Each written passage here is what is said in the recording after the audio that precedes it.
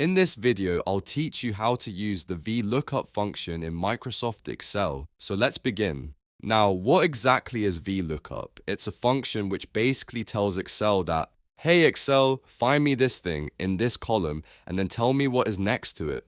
Let's learn from an example. Now, as you can see, I have some data here for the products, prices, and the stock inventory of the products. And let's say I want to find a particular price for a product, let's say mango.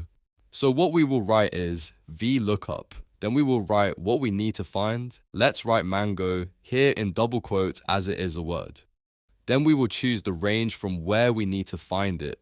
So select the whole data. Now after this, you have to choose a column among these three. Since you want to get the price of mango, which is in column number 2, you have to type 2. And then you have to write false after it, which means we want exact mango's price, not anywhere approximate.